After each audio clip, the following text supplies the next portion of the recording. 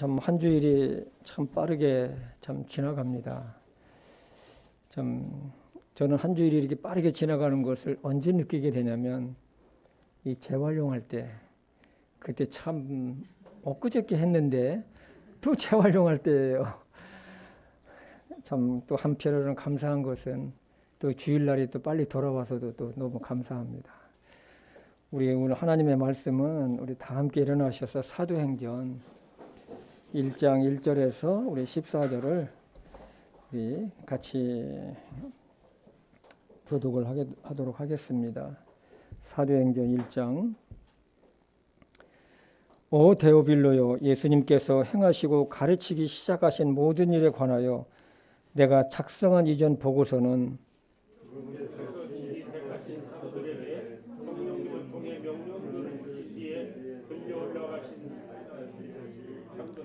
그분께서 순환을 받으신 뒤에 또한 자신이 살아계심을 절대 확실한 많은 증거들로 그들에게 보여주시고 40일 동안 그들에게 보이시며 하나님의 왕국에 관한 것들을 말씀하시고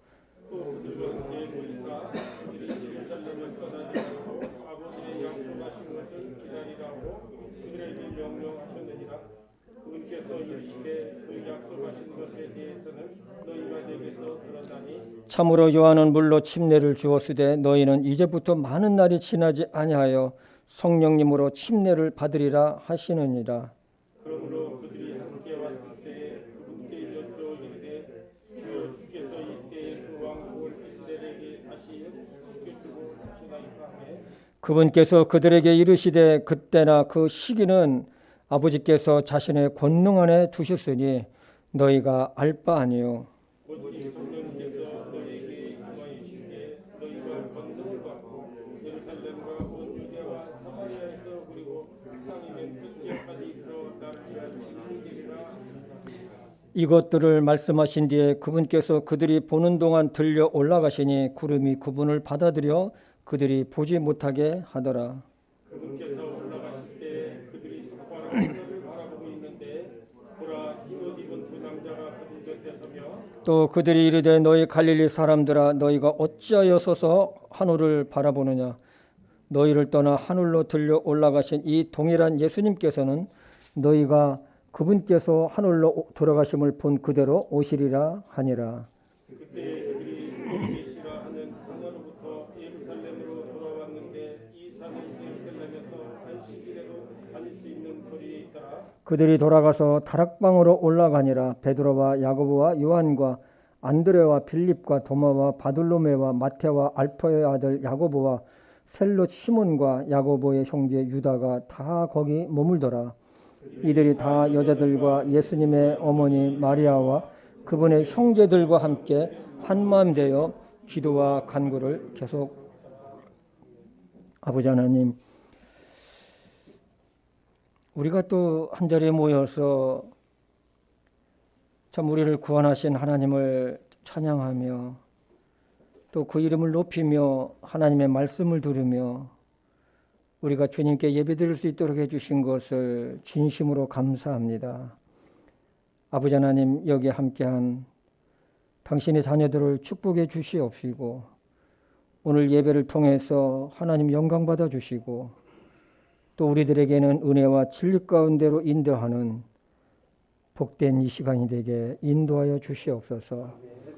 성령 하나님께 종의 입술을 의탁하오며 예수님의 이름으로 기도했습니다. 아멘. 자리에 앉아주십시오.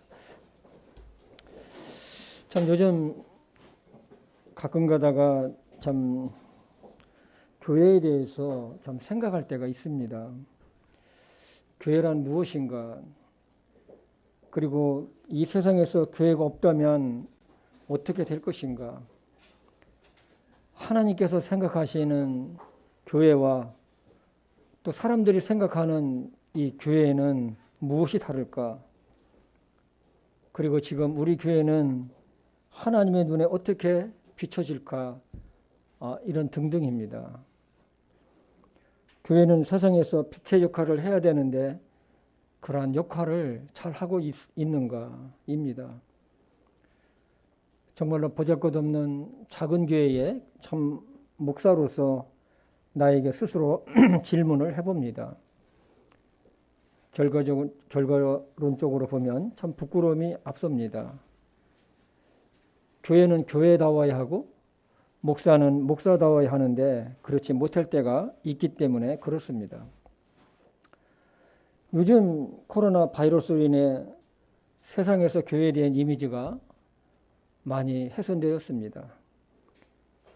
이것은 세상 사람들이 오버해서 잘못한 것도 있지만 또 한편으로는 교회는 교회다워야 된다는 질책으로 저는 생각하고 있습니다. 세상은 부패해도 교회는 그러지 말라는 것입니다. 그런 거 있잖아요. 야, 나는 이렇게 살아도 너는 그렇게 살지 마. 이런 거 있잖아요. 예수님께서 말씀하셨듯이 교회는 영적인 암흑과도 같은 이 세상에서 빛이요 소금입니다. 아무리 어두워도 작은 불빛은 그 주변을 환하게 밝게 합니다. 빛이 들어오면 어두움은 자연적으로 물러갑니다. 깜깜할수록 빛은 제 몫을 해냅니다.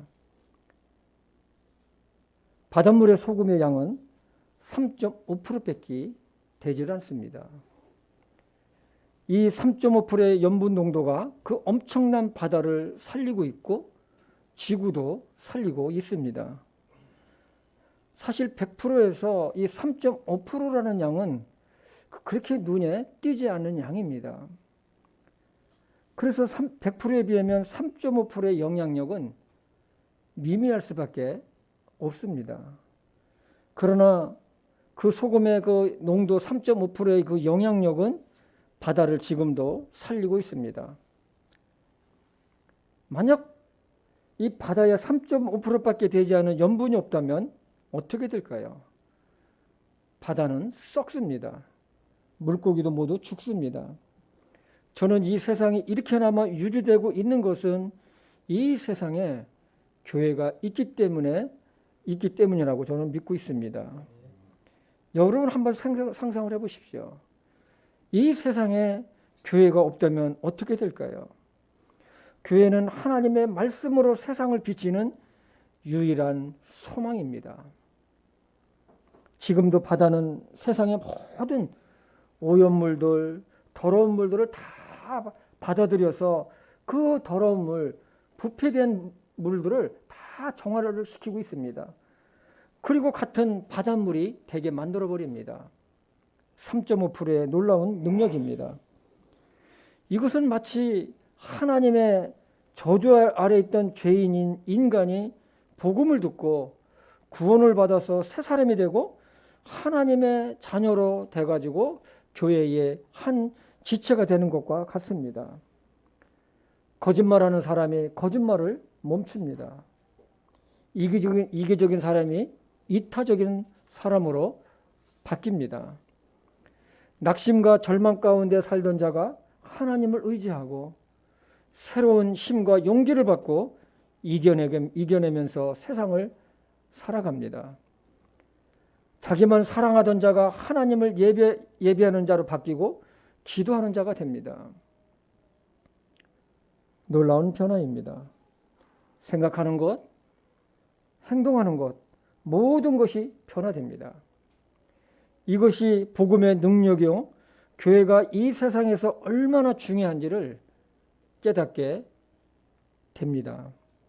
저는 이것을 생각하면서 교회가 이 거대한 세상에서의 바닷물에 있는 3.5%의 염분이구나를 생각하게 됩니다. 거듭난 그리스도인들 한 사람 한 사람이 이 거대한 바닷물과 같은 세상에서 3.5%의 염분이라는 것을 잊으면 안 될 것입니다. 교회는 예수 그리스도의 피로 죄사함 받고 침례에 순종한 성도들로 구성되어 있습니다. 그래서 그리스도인 한 사람 한 사람이 매우 중요합니다. 세상이 변화되기를 기다리는 것이 아니라 나 하나가 변화되면 주변은 변하게 되어 있습니다. 만약 바다의 염분 농도가 점차 낮아지기 시작한다면 그만큼 바닷물도 안타깝게도 제 기능을 상실한 죽음의 물로 점차 변할 것입니다. 오늘은 사도행전 1장을 통해서 교회에 대해 생각해 봅니다. 오늘 말씀은 예수님이 부활하신 후에 승천하신 직전과 직후에 있었던 일들이 기록되어 있습니다. 예수님은 죽음에서 부활하신 후에 40일 동안 이 세상에 머무르시면서 하나님의 왕국에 대해서, 하나님의 나라에 대해서 말씀하셨다고 했습니다. 우리 1장 3절을 같이 한번 보겠습니다. 그분께서 순환을 받으신 뒤에 또한 자신이 살아계심을 절대 확실한 많은 증거들로 그들에게 보여주시고 40일 동안 그들에게 보이시며 하나님의 왕국에 관한 것들을 말씀하시고, 예수님은 부활하신 후에 그냥 하늘로 승천하신 것이 아닙니다. 아무도 없는 사이에 그냥 올라가신 것이 아니에요. 40일 동안 이 세상에서 제자들과 여러 사람들에게 보이시면서 내가 죽음에서 부활했다는 것을 보이시고 그들과 함께 하시면서 하신 일이 있습니다. 그것은 또한 뭡니까? 하나님의 왕국에 대해서 가르치셨다, 전하셨다는 것입니다. 예수님은 당신의 부활하심으로 죽으시기 전에 하신 말씀이 진리이심을 증거하셨지만 한편으로는 그것으로 끝나지 않고 하나님의 왕국에 대해서 말씀을 전하셨습니다. 교회는 하나님께서 이 땅에 세우신 유일한 공적인 하나님의 나라의 기관입니다. 거듭난 그리스도인들은 여기에 속한 하나님 나라의 시민입니다. 그러므로 우리는 주님께서 부활하신 것을 보이신 것처럼 우리도 예수님의 부활의 증인이 되어야 한다는 것입니다. 사복음서에서 주님께서 여러 이적 기사를 행하시면서 말씀을 전하셨어요. 여러 이적 기사를 보이셨어요. 죽은 자도 살리셨고, 안진뱅이도 일으켜 세우셨고, 소경도 눈을 뜨게 하셨고, 여러 가지 하나님의 말씀도 전하셨어요. 그런데 그 중에 가장 핵심적인 것은 뭐냐면 너희들이 회개하고 나를 믿으라는 거예요. 믿으면 살아난다는 것입니다. 그래서 예수님은 나는 하늘에서 내려온 산빵이다, 나는 하늘에서 내려온 음료라고 말씀하셨습니다. 내 피와 내 살을 먹는 자는 영원히 살 것이다. 나는 부활이요 생명이니 나를 믿는 자는 죽어도 살겠고 무릇 살아서 나를 믿는 자는 영원히 살리라. 사람이 육신적으로는 도저히 이해할 수 없는 말씀을 예수님은 하셨습니다. 그런데요, 이 말씀 속에는 사람은 하나님의 형상을 입고 있는 영적인 존재인 것을 깨닫게 됩니다. 동물이나 식물처럼 죽으면 없어지는 존재가 아니라 사람은 영적인 존재, 영원히 존재하는 것입니다. 그러나 이것을 부정하는 세력이 있습니다. 마귀 사단입니다. 오늘날 수많은 사람들은 이 마귀 사단이 만든 가짜 사상에 물들어 있습니다. 죽으면 끝이다. 죽으면 없어진다.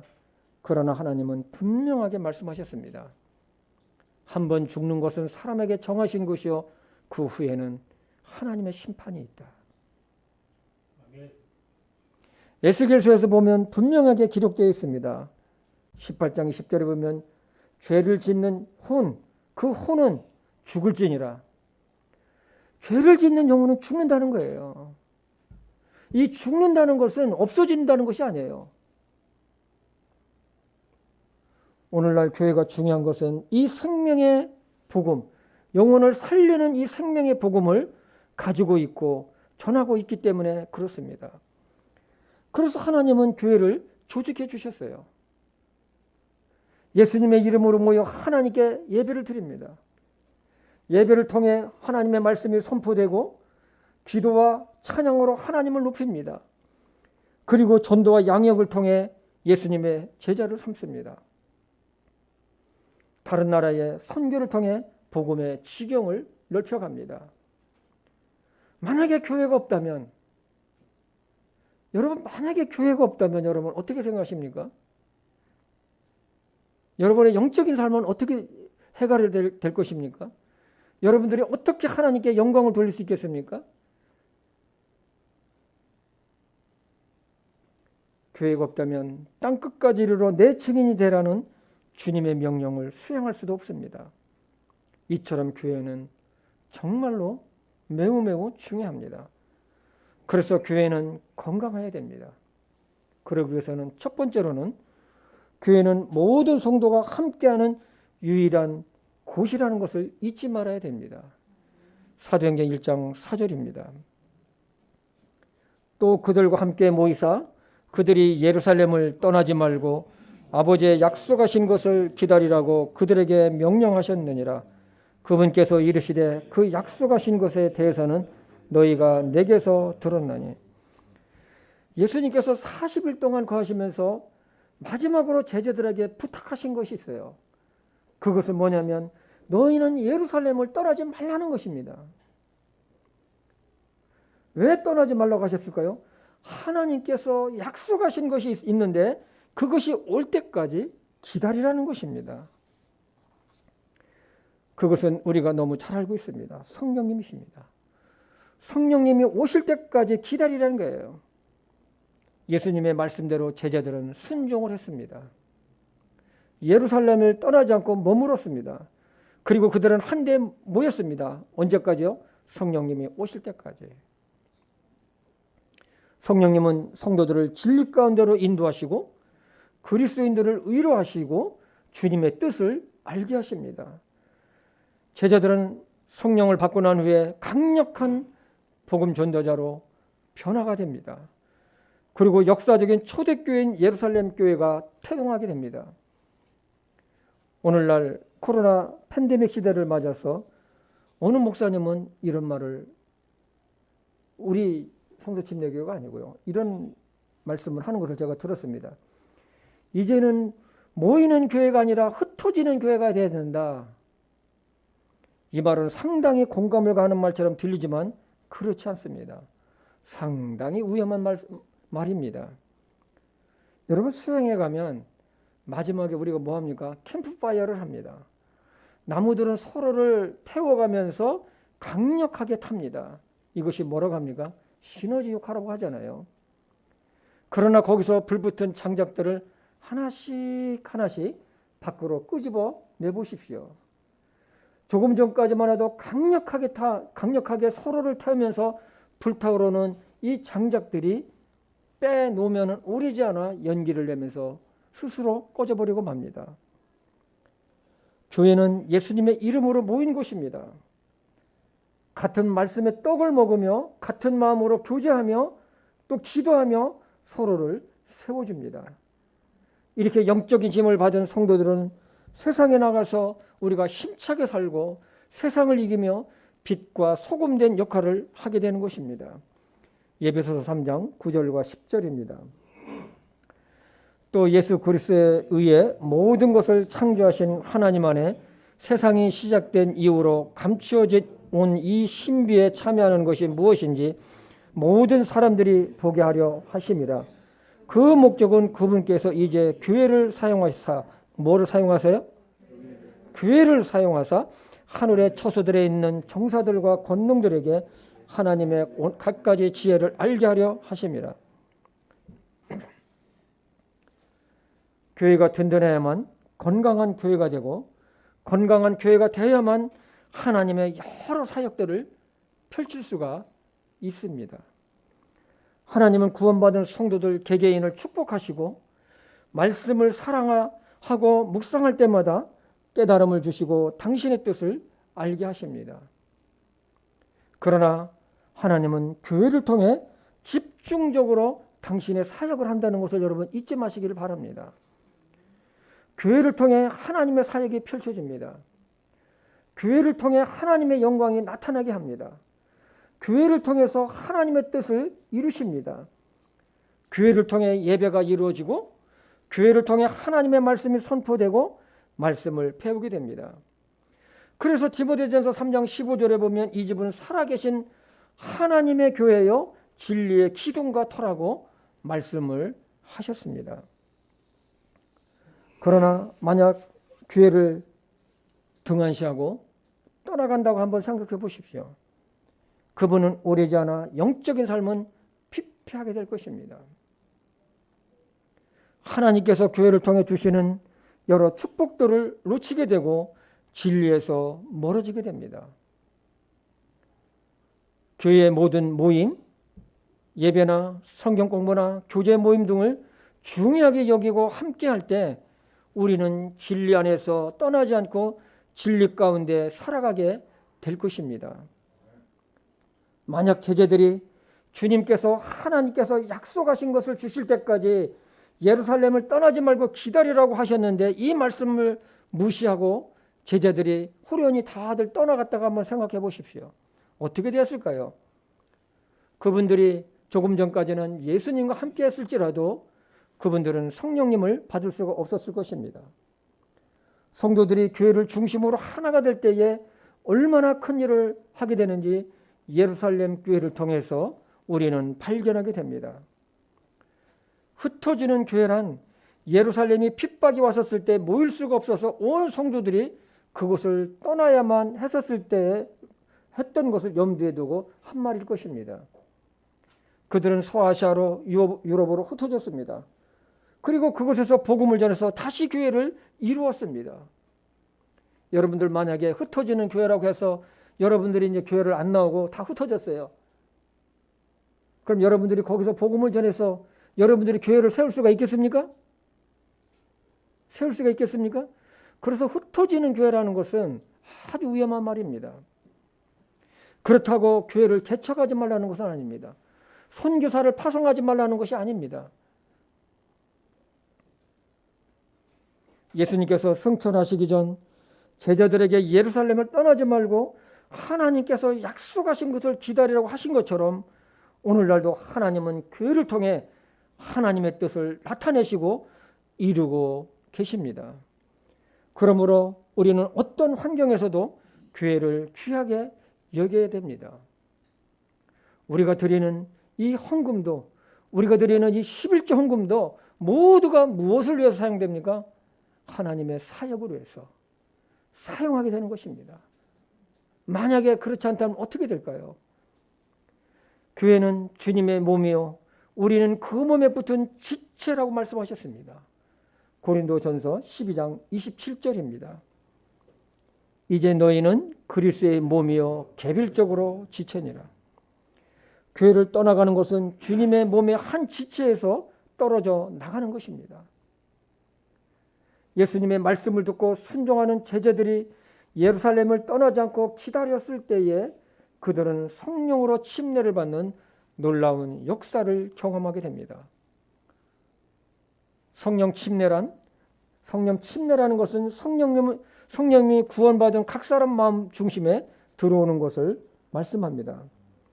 그리고 교회의 한 지체가 되어 함께 주님의 몸을 세워가는 것입니다. 무엇보다도 주님의 이름으로 모이는 모든 모임을 귀하게 여겨야 된다는 것입니다. 두 번째로는 교회의 사명은 전도입니다. 사도행전 1장 6절에서 8절입니다. 그러므로 그들이 함께 왔을 때에 그분께 여쭈어 이르되 주여 주께서 이때에 그 왕국을 이스라엘에게 다시 회복시켜 주고자 하시나이까 하매 그분께서 그들에게 이르시되 그때나 그 시기는 아버지께서 자신의 권능 아래 두셨으니 너희가 알 바가 아니요 오직 성령님께서 너에게 임하신 뒤에 너희가 권능을 받고 예루살렘과 온 유다와 사마리아에서 그리고 땅의 맨 끝 지역까지 이르러 나에 의한 증인이 되리라 하시니라. 근데 이 제자들은요, 참 어떻게 보면 참 저희들하고 정말 뭐 똑같은 사람이죠. 그 예수님께서 부활하시고 죽음을 이기시고 말씀대로 정말 부활하시고 그 봤으면 그 주님의 말씀하신 것을 이제 새롭게 깨닫고 주님의 나라를 위해서 하나님의 왕국을 위해서 이 얘기를 해야 되는데 그것이 아니었어요. 예수님의 제자들의 머릿속에는 이스라엘의 회복으로 꽉 차 있었어요. 왜냐하면 로마 식민지 아래에 있었기 때문에. 주님께서 부활하시고 자신들과 함께 있으시면서 하나님의 왕국의 말씀을 선포하시는 것을 듣고 보면서도 그들의 관심은 정치적인 회복에 있었던 것을 보게 됩니다. 로마 제국으로부터 해방되어서 명실상부 하나님께서 통치하시는 메시아 왕국을 그들은 얘기를 한 것입니다. 이스라엘이 중심이 되고 이스라엘이 신정 정치가 돼서 로마 제국을 물리쳐버리고 그리고 하나님을 경배하는 그런 나라를 이 사람들은 생각을 했던 것입니다. 그러나 주님은 그때와 그 시기는 하나님 아버지의 권능 아래 두셨다고 말씀합니다. 그런데 주님께서 때와 시기의 단어를 헬라어를 보니까 다르게 표현을 했어요. 헬라어로 크로노스와 카이로스입니다. 이 크로노스는 세상의 시간, 흘러가는 시간을 말합니다. 우리 인간적인 이런 시간들이죠. 반면에 카이로스는 인간의 영향력이 미치지 않는 시간을 말합니다. 영원한 시간이죠. 주님께서 이 두 단어를 사용하신 것은 제자들이 말하는 메시아 왕국이나 이스라엘을 회복시키는 것은 전적으로 하나님의 주권 아래 있다는 것입니다. 때문에 그 때와 그 시기, 그것은 너희가 알 바가 아니라는 거예요. 그것은 너희 신경 끄라는 것입니다. 대신 너희가 할 일이 있다. 그것은 뭐냐면 성령님이 너희들에게 임하시면 너희가 권능을 받고 예루살렘과 온 유다와 사마리아와 땅 끝까지 이르러 내 증인이 되라는 것입니다. 예수님은 다른 곳에 관심을 갖고 있던 제자들에게 마지막으로 명령하신 말씀입니다. 이것을 보면 주님의 생각과 제자들의 생각이 전혀 다른 것을 보게 됩니다. 그런데요, 이것은 우리들의 삶에서도 그렇습니다. 우리는 이것을 원하는데 하나님의 뜻은 이거인 것을 보게 됩니다. 요즘 세상이 워낙 힘들고 또 자연재해도 있고 코로나 바이러스로 인해서 참 종말이라는 이러한 말들을 많이 합니다. 저도 여기에 전적으로 동의합니다. 우리가 살고 있는 이 시기가 어느 때인지 하나님의 말씀을 통해 관심을 갖는 것은 대단히 중요합니다. 그러나 이것으로 그치면 안 됩니다.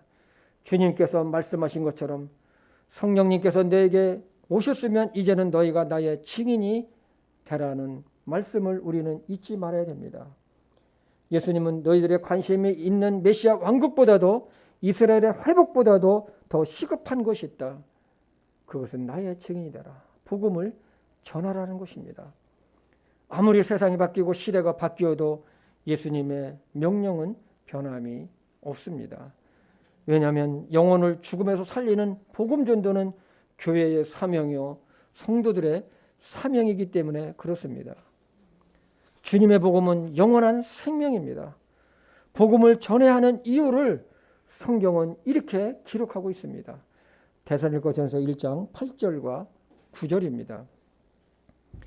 하나님을 알지 못하는 자들과 우리 주 예수 그리스도의 복음에 순종하지 않은 자들에게 타오르는 불로 징벌하실 때에 그리하시리라. 그들은 주의 앞과 그분의 권능의 영광에서 떠나 영존하는 파멸로 형벌을 받으리라. 얼마나 무서운 말씀입니까? 영원한 파멸로 형벌을 받겠다는 것입니다. 하나님을 알지 못하는 자들, 복음을 거부하는 자들에게는 불로 징벌한다는 것입니다. 불로요.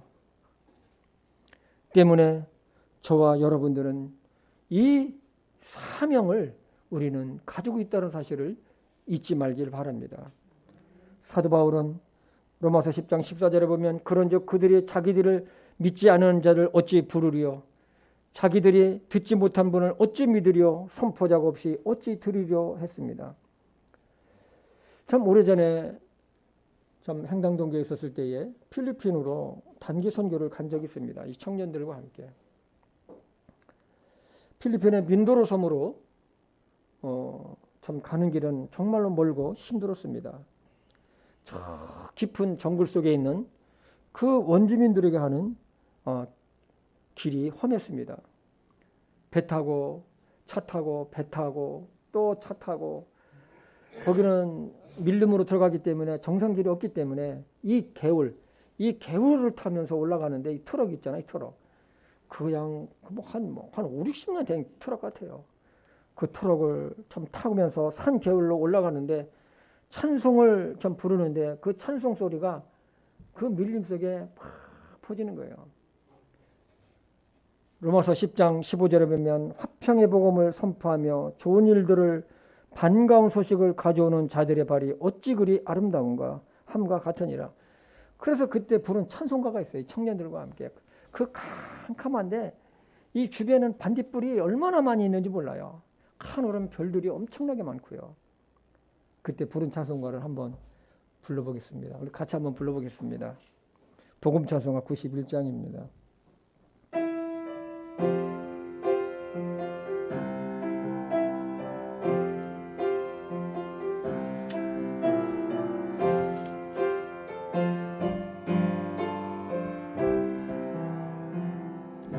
복음 들고 산을 넘는 자들의 발길 닿고도 아름답도다. 평화 전하며 복된 소식을 외치네. 주 다스리시네.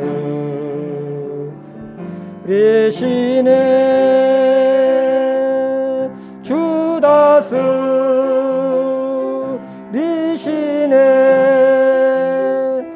주 다스리시네. 복음 들고 한번 더 하겠습니다. 복음 들고 산을 넘는 자들의 발길 닿고도 아름답도다. 평화 전하며 복된 소식을 외치네. 주 다스리시네. 주 다스리시네.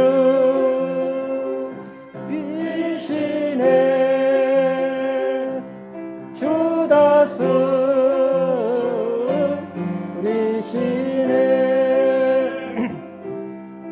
네.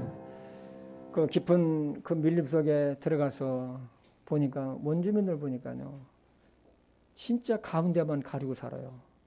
광목 하얀 천으로 가운데만. 여자들도 이거 뭐 젖이 다 보이는 거죠. 가운데만 남자고 여자고. 그리고 큰 이만한 칼을 차고 다니는데 그것은 뭐냐면 밀림 다니면서 이 나무를 치면서 이 다니는 거죠. 그들의 정말 음악을 보니까 이건 사람 사는 곳이 아닙니다.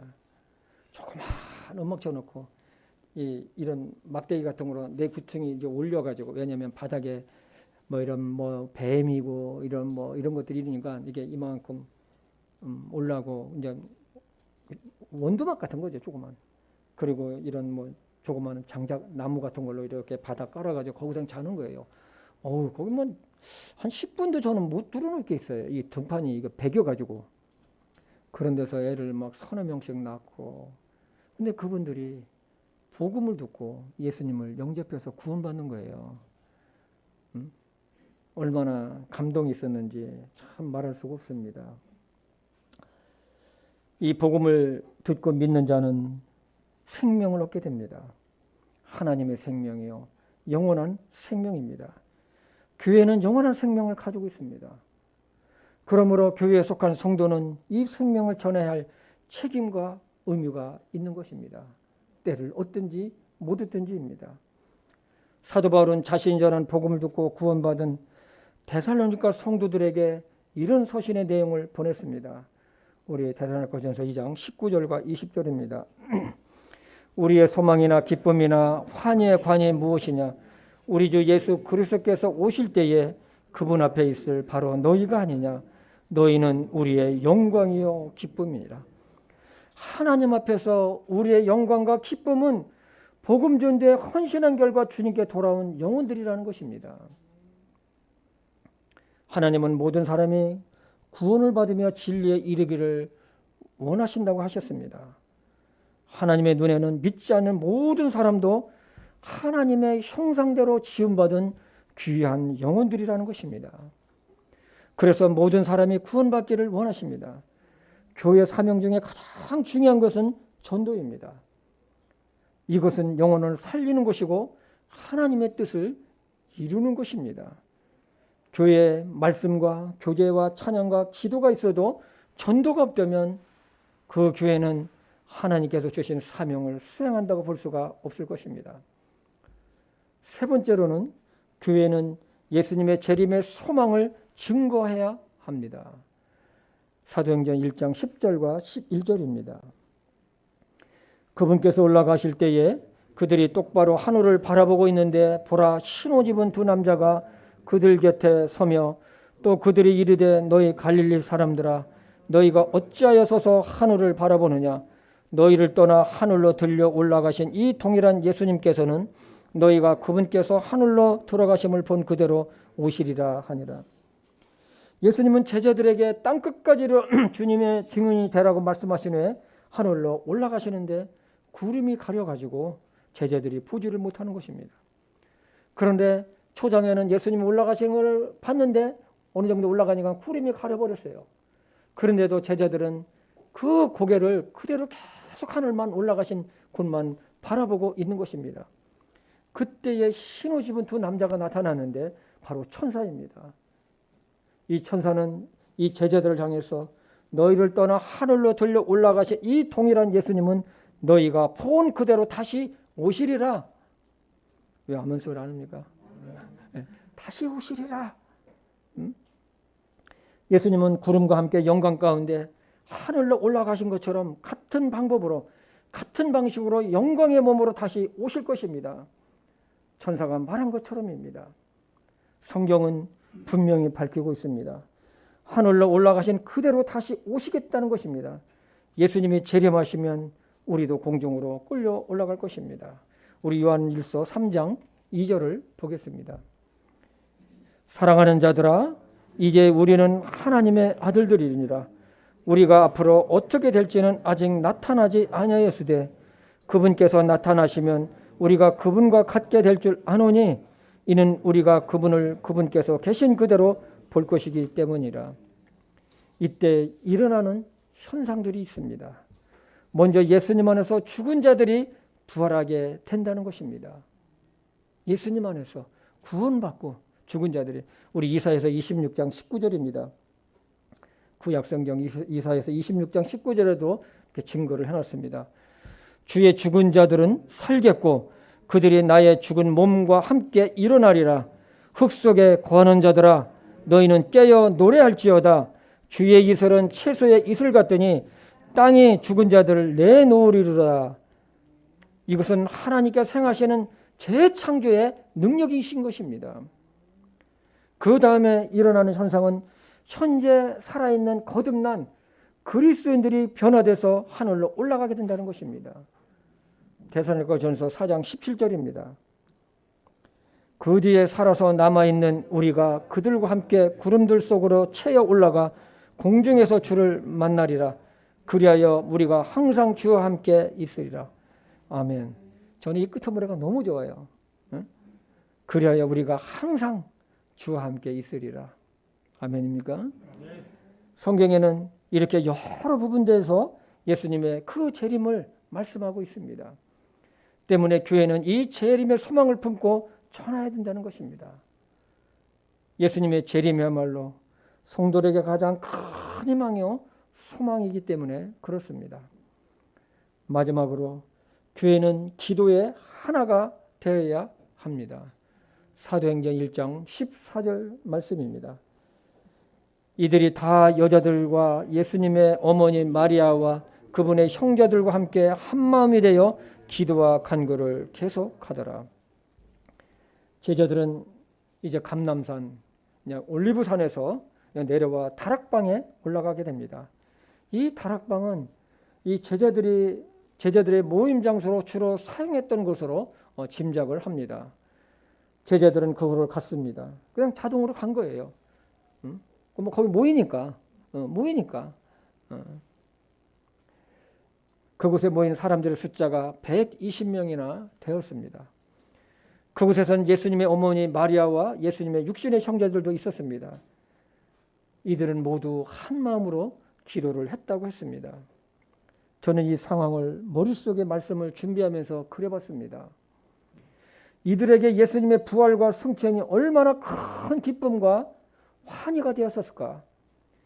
그래서 주님께서 말씀하신 대로 모든 것이 그대로 이루어진 것을 보면서 이들의 마음속에는 큰 확신과 이 기쁨이 넘쳤을 것입니다. 근거는 이들이 한 마음으로 기도한 것이 이를 잘 뒷받침하고 있습니다. 확신에 찬 기도였을 것입니다. 이분들이 초대교회의 첫 멤버들이 됩니다. 이들은 기도로 하나가 되었습니다. 기도하는 성도, 기도하는 교회는 말씀에 대한 확신과 능력이 있게 된다는 것입니다. 기도하는 교회는 살아납니다. 그러나 기도하지 않은 성도, 기도하지 않은 교회는 예수님의 증인이 될 수도 없고 주님의 은혜도 없습니다. 우리 교회도 기도로 하나가 되기를 원합니다. 기도로 하나가 될 때 복음은 강력한 증거가 될 것이고 강한 교회가 될 것입니다. 여러분, 기도처럼 쉬운 것이 없고 기도처럼 어려운 것도 없다고 그래요. 기도는 정말 야곱이 야복강에서 씨름한 것 같은 것입니다. 참 저는 감사한 것은 뭐냐면 제가 기도할 수 있다는 것, 함께 기도할 수 있는 동역자인 제 아내가 있다는 것이 너무 감사해요. 밤 11시고 12시고 하여튼 기도는 꼭 해요. 기도는 안 하면 잠을 우리 못 자요. 교회를 위해서, 정말 우리 성도님들 한 분 한 분을 위해서, 또 우리나라 국가를 위해서 정말로 한 번도 빠진 적이 없습니다. 외국에 나가서도 마찬가지입니다. 빠진 적이 없어요. 기도를 안 하면 잠을 안 자요. 우리는요. 기도를 해야 돼요. 1시간이고 1시간 반이고 하여튼 기도를 해야 돼요. 가정을 위해서. 그냥 한 분 한 분을 기도하다 보면 기도가 엄청나게 늘어나요. 이거 하다 보니까 이것은 정말 뭐라고 그럴까요?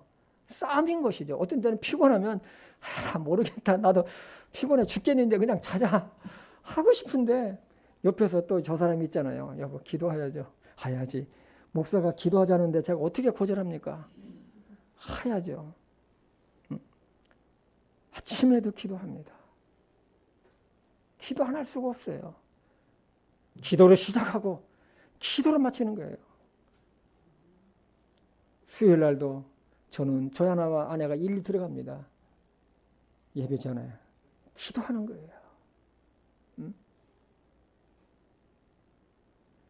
2장 1절에 보면 이 그들이 다 한 마음이 되어가지고 한 곳에 있었을 때에 성령님이 그들에게 강하게 임하셨습니다. 그렇습니다. 가정이고 가정에서 일터에서 우리는 기도하는 것입니다. 시간을 정해놓고도 할 수도 있고 수시로 할 수도 있습니다. 주일날이나 수요일 예배 때는 10분 전에라도 와서 기도로 예배를 준비하시기 바랍니다. 기도하는 사람은 하나님의 은혜를 경험하게 됩니다. 기도하는 교회는 하나님의 능력이 나타납니다. 우리 교회는 기도로 한마음이 되어 주님의 귀한 사역을 펼쳐나가야만 합니다. 초대교회는 오늘날 교회들에게 방향을 아주 제시해주고 있습니다. 말씀을 참 마무리합니다. 교회는 이 세상에서 구원받은 성도들이 함께하는 유일한 장소입니다. 유일한 곳입니다. 때문에 귀하게 여기고 교회에 늘 붙어 있으시고 교회의 모든 주님의 이름으로 모인 모임과 모든 것에서는 함께 하시기를 바랍니다. 두 번째로는 교회의 사명은 전도하고 구령하는 것입니다. 세 번째, 교회는 예수님의 재림의 소망을 갖도록 하는 것입니다. 네 번째로는 모든 성도들이 한 마음으로 기도합니다. 그럴 때에 하나님은 귀한 사역들을 이루게 하실 것입니다. 이번 한 주간에도 주님의 은혜와 평강이 우리 성도님들 가정에 있고 하시는 일에 있기를 주님의 이름으로 축복합니다. 우리 히브리서 10장 25절을 같이 읽고 말씀을 마치겠습니다. 어떤 사람들의 습관과 같이 우리 함께 모이는 일을 폐하지 말고 서로 권면하되 그날이 다가옴을 너희가 볼수록 더욱 그리하자. 아멘. 하나님 아버지, 오늘 사도행전 1장 1절에서 14절 말씀으로 교회의 사명이 무엇인지를 우리에게 들려주신 것을 감사합니다.